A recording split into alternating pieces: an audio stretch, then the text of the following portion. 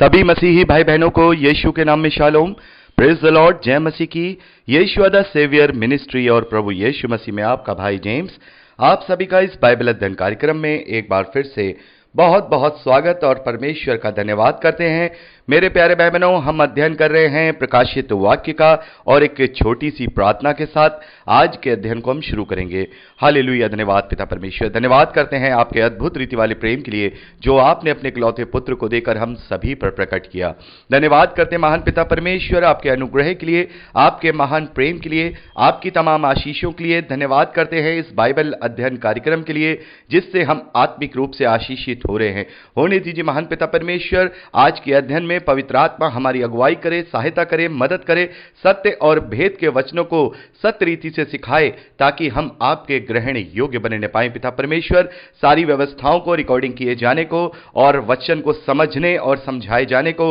हर एक बात को पिता परमेश्वर हम आपके धर्ममय और जोरावर हाथों में सौंपते हैं। आप हमारी मदद कीजिए, आप हमारी अगुवाई कीजिए। सारा आदर देते हैं, सारी महिमा देते हैं और इस प्रार्थना को यीशु के सामर्थी और मीठे नाम में मांगते हैं, आमीन। मेरे प्यारे भाई बहनों, अब तक हमने प्रकाशित वाक्य में उसका 3वां अध्याय 6ठे वचन तक का अध्ययन किया था। यानी कि दूसरे और तीसरे अध्याय में जो 7 कलीसियाओं के नाम संदेश हैं उनमें से 5 कलीसियाओं के नाम जो संदेश हैं उनका हमने अध्ययन किया था। और अब समय है कि हम 6ठी कलीसिया जिसका नाम फिलदिल्फिया है उसके संदेश का अध्ययन करें, जो कि 3वां अध्याय 7वें वचन से लेकर के हम इसको 13वें वचन तक पाते हैं। मेरे प्यारे भाई बहनों, यहां पर प्रभु यीशु मसीह यूहन्ना से लिखवाते हैं 7वें वचन से, फिलदिल्फिया की कलीसिया के दूत को यह लिख जो पवित्र और सत्य है और जो दाऊद की कुंजी रखता है, उसके खोले हुओं को कोई बंद नहीं कर सकता और बंद किए हुए को कोई खोल नहीं सकता, वह ये कहता है। मेरे प्यारे भाई बहनों, यहां पर एक बार फिर से प्रभु यीशु मसीह ने 6ठी कलीसिया फिलदिल्फिया की कलीसिया के नाम जो संदेश लिखवाया है उसमें एक बार फिर से अपने आप को अलग तरीके से प्रेजेंट किया है। यहां प्रभु ने लिखवाया है कि अपने विषय में जो पवित्र और सत्य है और जो दाऊद की कुंजी रखता है, उसके खोले हुओं को कोई बंद नहीं कर सकता और बंद किए हुओं को कोई खोल नहीं सकता। तो मेरे प्यारे भाई बहनों, यहां पर प्रभु यीशु मसीह के विषय में यहां जो दाऊद की कुंजी रखता है, इसको हम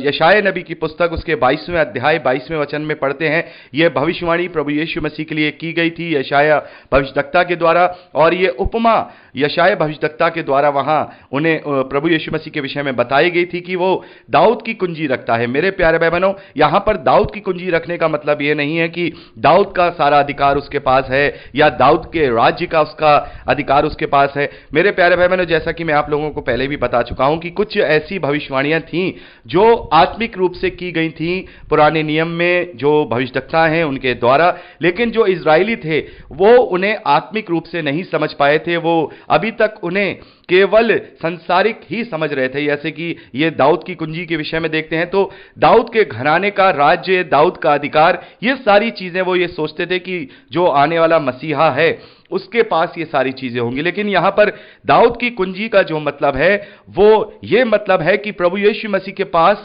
समस्त अधिकार हैं।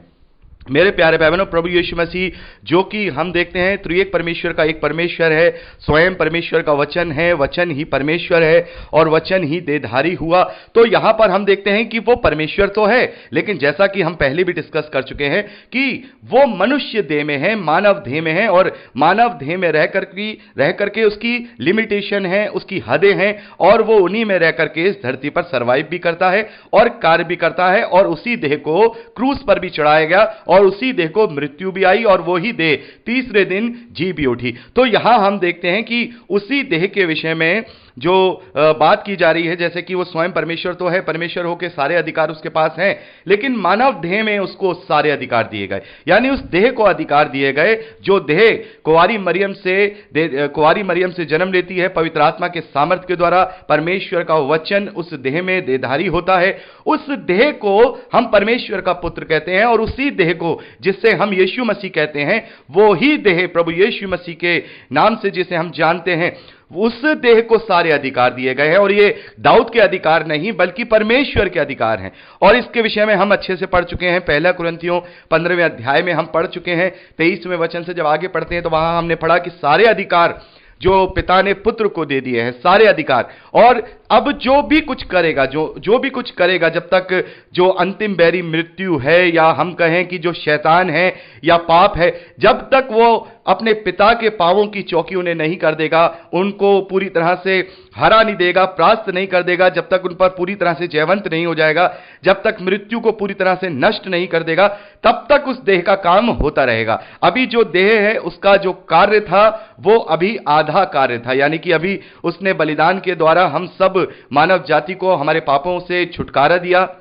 एक ही बार के बलिदान से, एक ही प्रकार के उत्तम बलिदान से उसने हम सब के पापों का प्रायश्चित किया और हमें अनंत काल के लिए छुटकारा दे दिया। अभी उसका आधा कार्य बाकी है, यानी कि अभी तो उसका कार्य आधा हुआ है, उसका स्वर्ग आरोहण हो गया, वो आज पिता के दाहिनी ओर विराजमान है। लेकिन जैसा कि हम जानते हैं कि वो शीघ्र, अति शीघ्र आने वाला है, और जिस रीति से वो गया है हम सब जानते हैं कि उसी रीति से प्रभु यीशु मसीह बादलों के साथ वापस आएगा, और बाकी का जो कार्य है, जो शैतान को उसके अंजाम तक पहुंचाना है, न्याय करना है, सबसे बड़ी बात न्याय का अधिकार भी उसे दिया गया है। और यहां लिखा है कि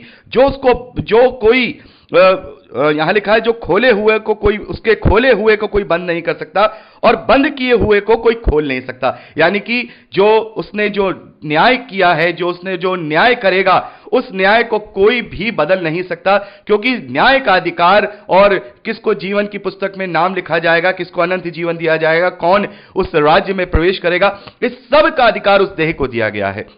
वो देह जो प्रभु यीशु मसीह है, जो देह जिसमें हम कहेंगे परमेश्वर का वचन देहधारी होकर के आया, वो देह जो स्वयं परमेश्वर है और स्वयं इस मानव देह में रह करके एक सामान्य मनुष्य भी है, तो वो देह, उसे सारा अधिकार दिया गया। जो वो न्याय करेगा, वो न्याय का अधिकार भी उसका है, और जो वो जिसके विषय में जो फैसला कर देगा, वो फैसला फिर वो सर्वोपरि है, यानी कि सबसे ऊंचा है, उससे फिर पिता भी नहीं टालेगा, क्योंकि पिता ने अपना सारा अधिकार पुत्र को दे दिया है। तो दाऊद की कुंजी रखने का मतलब यही है कि प्रभु यीशु मसीह के पास सारा अधिकार है जो परमेश्वर पिता ने उसको दिया है। और प्रभु यीशु मसीह ने अपने आप को इस तरीके से जो प्रेजेंट किया है, वो क्यों किया है, इसके विषय में जब हम इस कलीसिया के संदेश का अध्ययन पूरा कर लेंगे, उसके बाद बात करेंगे। 8वें वचन से लेकर 10वें वचन तक प्रभु यीशु मसीह यूहन्ना से लिखवाते हैं, मैं तेरे कामों को जानता हूं, देख मैंने तेरे सामने एक द्वार खोल रखा है जिससे कोई बंद नहीं कर सकता। तेरी सामर्थ्य थोड़ी सी तो है, फिर भी तूने मेरे वचन का पालन किया है और मेरे नाम का इनकार नहीं किया। देख, मैं शैतान के उन सभा वालों को तेरे वश में कर दूंगा जो यहूदी बन बैठे हैं पर हैं नहीं, वरन झूठ बोलते हैं। देख, मैं ऐसा करूंगा कि वे आकर तेरे पैरों पर गिरेंगे और ये जान लेंगे कि मैंने तुझसे प्रेम रखा है। तूने मेरे धीरज के वचन को थामा है, इसीलिए मैं भी तुझे परीक्षा के उस समय बचा रखूंगा जो पृथ्वी पर रहने वालों के परखने के लिए सारे संसार पर आने वाला है। तो मेरे प्यारे भाई बहनों, यहां पर जो फिलडेल्फिया की कलीसिया को संदेश लिखा गया है, यहां पर प्रभु ने यहां इस कलीसिया को कोई, हम कहेंगे, शिकायत नहीं लिखी है, उन्हें कोई विरोध की बात नहीं लिखी है, बल्कि यहां पर हम देखते हैं कि इस संदेश में प्रभु यीशु मसीह ने ऐसी कलीसिया को या ऐसे मसीह विश्वासी को एप्रिशिएट किया है, उसे उत्साहित किया है, उसे आश्वासन दिया है। और ये कैसे मसीह विश्वासी हैं? अभी हमने पढ़ा कि तेरी सामर्थ्य थोड़ी सी तो है, फिर भी तूने मेरे वचन का पालन किया और मेरे नाम का इनकार नहीं किया। तो ये कौन से मसीह विश्वासी हैं? मेरे प्यारे भाई बहनों, ये वो मसीही विश्वासी हैं जो पवित्र शास्त्र का या प्रभु यीशु मसीह के वचनों का ज्यादा अध्ययन किए हुए नहीं है, उन्हें पवित्र शास्त्र का ज्यादा ज्ञान नहीं है, उन्हें वचन का ज्यादा ज्ञान नहीं है। केवल विश्वास के द्वारा, अपने प्रबल विश्वास के द्वारा, प्रभु यीशु मसीह पर जो उनका अटूट विश्वास है, उसके द्वारा वो उस पर विश्वास करके अपने जीवन को धीरज के साथ जीते हैं। 10वें वचन में हम पढ़ते हैं, तूने धीरज के वचन को थामा है। और यहां प्रभु कहते हैं कि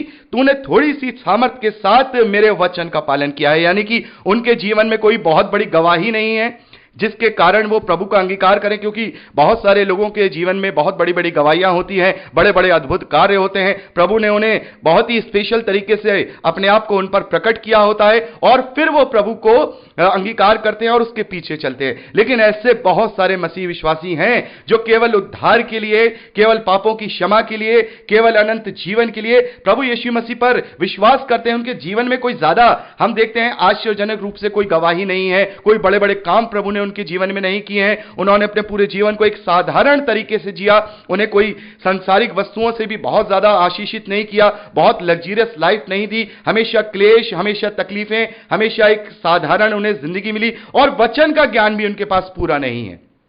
वचन का ज्ञान भी उनके पास पूरा नहीं है, सामर्थ्य भी उनके पास पूरी नहीं है, लेकिन फिर भी अपने विश्वास में वो प्रबल रहे। मेरे प्यारे भाई बहनों, ऐसे मसीह विश्वासी जो इस तरीके से भी विश्वास में प्रबल हैं, उन्होंने कोई बड़ा चिन्ह नहीं देखा, उन्होंने कोई बड़ा प्रकटीकरण नहीं देखा, लेकिन अपने मन से विश्वास करने के द्वारा प्रभु के वचन का पालन किया और प्रभु का इनकार नहीं किया और धीरज के वचन को थामे रखा। ऐसे मसीह विश्वासी की उपमा प्रभु यीशु मसीह की दृष्टि में बहुत बड़ी है। यहां पर प्रभु यीशु मसीह उन्हें आश्वासन दे रहे हैं कि देख, मैंने तेरे सामने एक ऐसा द्वार खोल रखा है जिसे कोई बंद नहीं कर सकता, और वो द्वार है अनंत जीवन का। मेरे प्यारे भाई बहनों, बहुत सारे मसीह विश्वासी ऐसे होते हैं जो अपने जीवन में बहुत बड़े बड़े चिन्हों की मांग परमेश्वर से करते हैं, प्रभु यीशु मसीह से अब उसके प्रकटीकरण की मांग करते हैं कि हे प्रभु, हमारे जीवन में ऐसा हो जाए तो हम अपने विश्वास में प्रबल हो जाएंगे, हमारे जीवन में ऐसा हो जाए तो हम अपने विश्वास में प्रबल हो जाएंगे।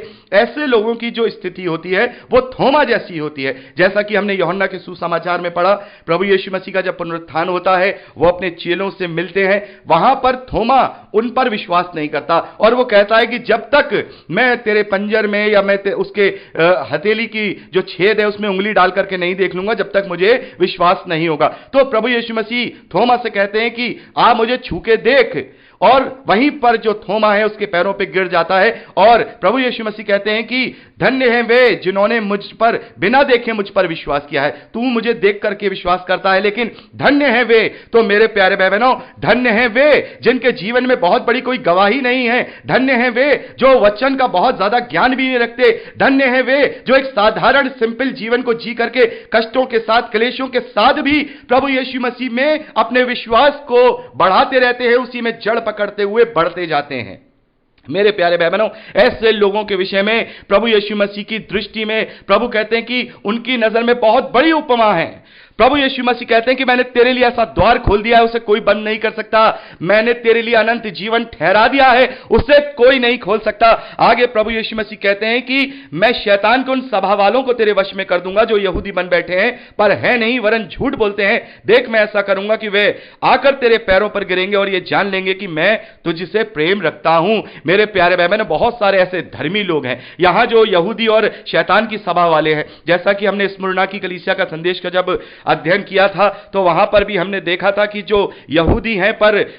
जो सचमुच में यहूदी नहीं है, और वो शैतान की सभा वाले हैं जो अपने आप को यहूदी कहते तो पर है नहीं। इसका मतलब यह है कि वो अपने आप को बड़ा धर्म वाला और धार्मिकता वाला बताते हैं, लेकिन वो है नहीं। और ऐसे लोगों को काफी कुछ तुच्छ समझते हैं, बड़ा छोटा समझते हैं और कहते हैं कि भाई ये तो ज्यादा कुछ जानता नहीं है, और उसको इस तरीके से अपने आप को रिप्रेजेंट करते हैं जैसे कि मैं बहुत बड़ा धर्मी हूं। और ऐसे लोग भी हैं जो मसीह विश्वासी नहीं है, लेकिन अपने आप को अलग अलग धर्मों से, शैतान की भरमाई हुई जो शिक्षाएं हैं उनको लेकर के अपने आप को अलग विश्वास के द्वारा धर्मी समझते, बड़ा धर्म वाला समझते, और वो ऐसे लोगों को क्या करते हैं, उत्पादित करते हैं। ऐसे लोगों को गलत शिक्षाएं देने की कोशिश करते हैं, शैतान के द्वारा भरमाए जाने के द्वारा ऐसे लोगों को भटकाने की कोशिश करते हैं, लेकिन वो लोग अपने विश्वास में ऐसे दृढ़ होते हैं। मेरे प्यारे भाई बहनों, जरा सोचिए, उनके जीवन में कुछ नहीं है, आपके जीवन में कोई बड़ी गवाही नहीं, आपके जीवन में कोई बड़ा चिन्ह नहीं, आपके जीवन में कोई बड़ा प्रकटीकरण नहीं, उसके बावजूद भी आप प्रभु यीशु मसीह में बने हुए हैं, उसके धीरज के वचन को थामे हुए हैं, उसके वचन का पालन कर रहे हैं और यीशु का इनकार नहीं कर रहे हैं, तो ये कितनी बड़ी बात है। ये उस बड़े से बड़े बिशप से, उस बड़े से बड़े प्रचारक से, उस बड़े से बड़े उस किसी भी व्यक्ति से जिसने प्रभु को देख करके या प्रभु के चिन्हों को देख करके प्रभु को माना, उनसे बढ़कर प्रभु की दृष्टि दृष्टि में उनकी उपमा है। इसीलिए प्रभु यीशु मसीह यहां इनसे कोई शिकायत नहीं कर रहे, उनसे कोई विरोध की बात नहीं कर रहे हैं, बल्कि उन्हें आश्वासन दे रहे हैं कि ऐसे लोगों को मैं तेरे पैरों पर कर दूंगा, ऐसे लोगों को मैं तेरे पैरों पर कर दूंगा। और मेरे प्यारे भाई बहनों, यह तब होगा जब न्याय किया जाएगा। जब न्याय किया जाएगा तो बड़े बड़े धर्मी जो अपने आप को बड़ा बड़ा प्रचारक समझ रहे होंगे, बड़े बड़े अपने आप को सोच रहे होंगे कि हम मैन ऑफ गॉड हैं और हम ये हैं और हम वो हैं, जब वो देखेंगे कि एक सामान्य मसीही विश्वासी उनकी की कलीसिया का जिससे बड़ा वो तुच्छ समझते थे, प्रभु ने उसको इतना सम्मान दिया है, तब वो समझ जाएंगे कि विश्वास की कसौटी होती है वो क्या होता है, विश्वास असली क्या होता है। तब वो जान पाएंगे, क्योंकि बहुत सारे ऐसे लोग हैं जो बड़े बड़े चिन्हों को पाकर के प्रभु का अंगीकार करते, लेकिन धन्य है वे जो के बिना देखे, बिना कोई चिन्ह के, बिना किसी बड़े आश्चर्यजनक रूप के कार्यों के विश्वास करते हैं। वो धन्य है, क्योंकि प्रभु ने उनके लिए ऐसा द्वार खोल दिया है, उसे कोई बंद नहीं कर सकता। और ऐसे लोग उस वक्त उनकी उपमा को जानेंगे जब न्याय किया जाएगा। प्रभु यीशु मसीह कहते हैं कि उस समय वो जान लेंगे कि मैंने तुझसे, ऐसे मसीह विश्वासी, तुझसे मैंने कैसा प्रेम रखा है, क्योंकि तूने मेरे धीरज के वचन को थामे रहा। आगे प्रभु कहते हैं, इसीलिए मैं भी तुझे परीक्षा के उस समय बचा रखूंगा जो पृथ्वी पर रहने वालों के परख के लिए सारे संसार पर आने वाला है। मेरे प्यारे भाई बहनों, ये दो बातें यहां दर्शाता है। पहली चीज, जो आगे आने वाले समय में जब प्रभु यीशु मसीह का द्वितीय आगमन होगा तो परमेश्वर के प्रकोप इस धरती पर दिए जाएंगे, तो यहां प्रभु कह रहे हैं कि मैं तुझे उससे बचाए रखूंगा, यानी मैं तुझे अपने साथ बादलों पर उठा लूंगा। और दूसरी चीज, बहुत सारे मसीह विश्वासियों पर परीक्षाएं आती हैं इस धरती पर, लेकिन ऐसे मसीह विश्वासियों पर खास तौर पर प्रभु यीशु मसीह का ध्यान रहता है जो लोग कम सामर्थ्य में भी उसमें बने हुए हैं, कम वचन के ज्ञान में भी उसमें बने हुए हैं, कम प्रकटीकरण के बावजूद अपने विश्वास में प्रबल है। ऐसे लोगों पर प्रभु यीशु मसीह परीक्षा आने नहीं देते, उन्हें उन परीक्षाओं से बचाए रखते हैं, उन्हें भरमाए जाने से बचाए रखते हैं, परखने से बचाए रखते हैं। मेरे प्यारे भाई बहनों, 11वें वचन से आगे का अध्ययन अब हम अगली रिकॉर्डिंग में करेंगे। प्रभु आपको आशीष दे।